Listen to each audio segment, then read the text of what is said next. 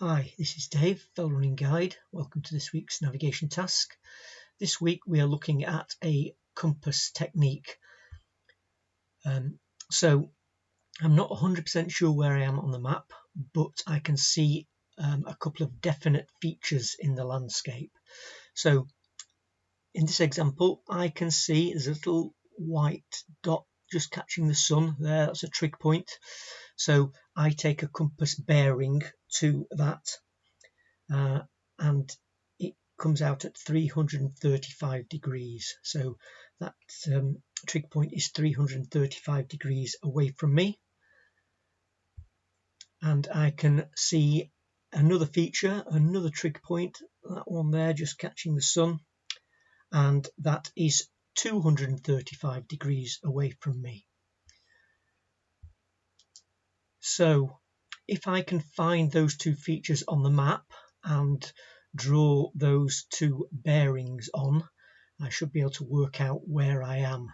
So that's a technique called taking a resection or triangulation. And let's see if we can work out where we are then on this map, which is the Ordnance Survey 1 to 50,000. So if the first trig point was 335 degrees away from me, let's just call that roughly northwestwards. And the second one, 235 degrees away from me, that's roughly southwest. So we've got three trig points on the map, one there, and one there. So this one to start with, if this was to the northwest of me, then I would be down here somewhere, and there wouldn't be another one to the southwest of me because it'd be down here off the map.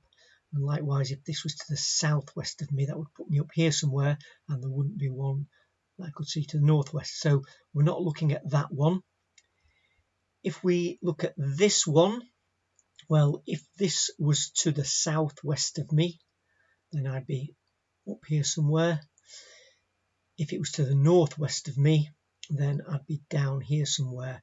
And if I was down here somewhere, there wouldn't be another one that I could see to my southwest. So it makes sense that this one is to my southwest, which would mean that the other one was to my northwest, which would be up there. So that would put me somewhere in here in this Kinder Scout area. So what we have to do now is be a little bit more precise. And if we can lay those two bearings on the map and find where they intersect or cross, then that's pretty close to where I am. So this red line here is a bearing of 335 to this trig point.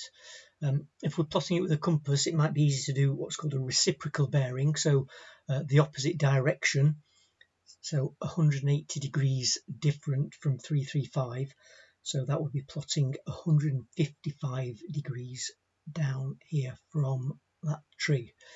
So we're somewhere on that line, and if we do a similar thing to this trig here, either 235 degrees to it, or the opposite of that, 55 degrees away from it, it will give us our second line, which looks like that. So that means that we are where these two lines cross there. So I was actually looking for the spot height, the highest point on Kinder, this 636. I thought I was there, and I took those two bearings, which confirmed that I was pretty close.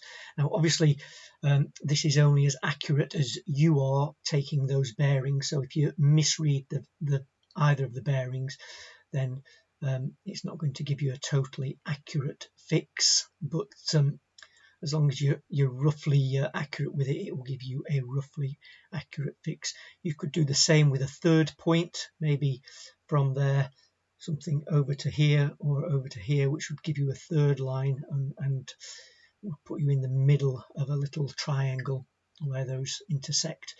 But anyway, what we were looking for is a point roughly near the 636 height, so that's a real useful compass technique that you can use. Obviously it doesn't work in bad visibility or at night, but when you've got clear visibility and a couple of features that you can positively identify, then that's a good way of fixing your position.